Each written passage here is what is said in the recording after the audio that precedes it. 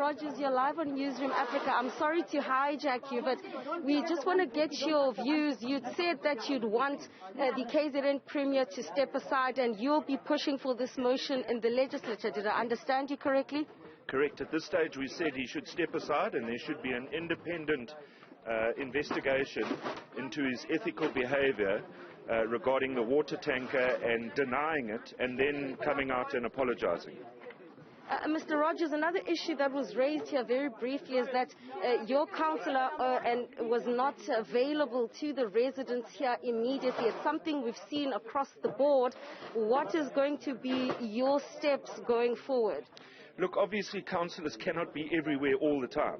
And we must understand that people were in a state of disaster.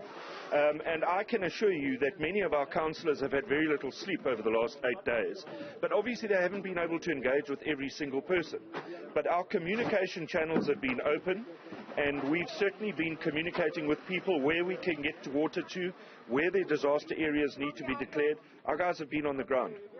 Just so that I can actually get you to continue with your work, how many 5 litres of water are you distributing at the moment? I'm not aware of the number. Do we know what the number of our water,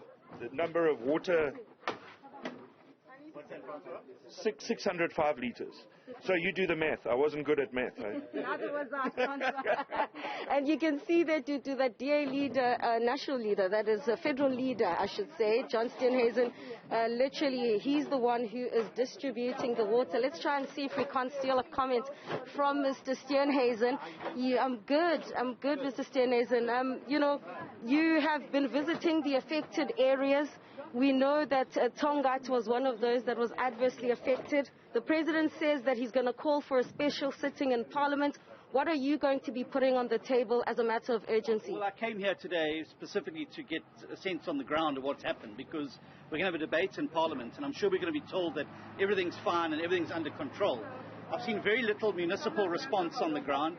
People are complaining there's no water tankers, there's not enough information coming from disaster management centres. There's very poor coordination of the disaster management process here. So clearly this is a problem. And obviously we're having to do our bit here and stepping in to try and assist on the ground with providing a basic like water. But these people have been told they're not going to have water for 6 months. Now, how's that possible, that you can exist in a community without water for 6 months while the Premier's getting water tankers delivered to his house? It's just unfathomable.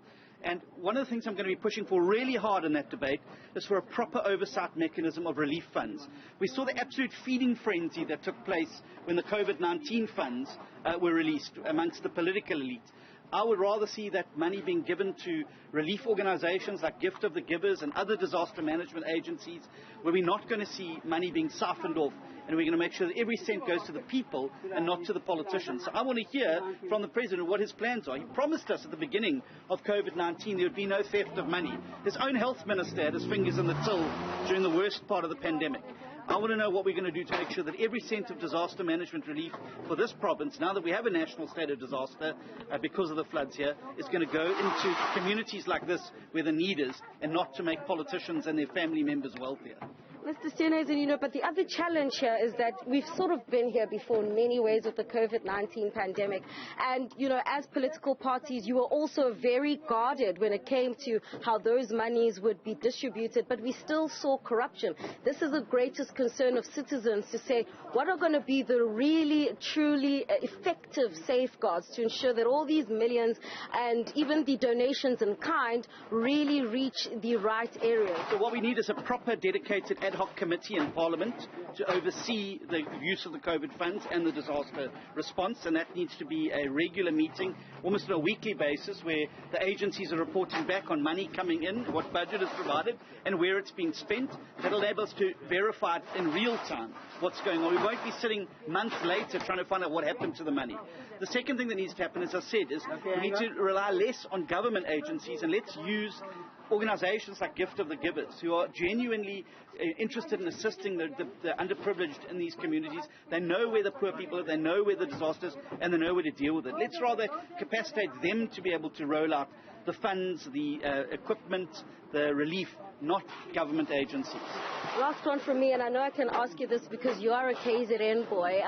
What can you say about the infrastructure that has been damaged? You know, what we've noticed is that the infrastructure that was built like in the 60s has, funnily enough, been able to withstand, you know, the recent floods. And then you have buildings and bridges that were built in recent times, post, apartheid, are seemingly the ones that have been destroyed. What are your comments on that in terms of the monies that are now going to be released? Yeah, let's try and give you a bit of relief. Or you can even sit down if that's better. So I think that we have an infrastructure crisis in South Africa, and it's not unique to KZN. It's in all provinces where infrastructure growth and development has been completely neglected. It's not sexy to put water pipes and electricity cables in. It's much nicer to open a combi court or a community hall. And so those have been neglected in the budgets.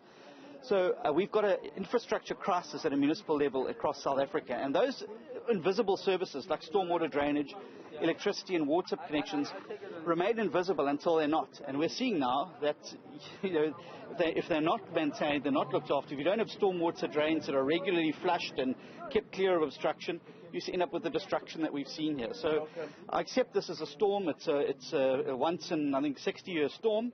However, I still think that if our infrastructure, our stormwater infrastructure here, had been cleared, there was proper ongoing maintenance of it, that we could have avoided a lot of the damage that we've now seen. So there's an important lesson for municipalities around the country.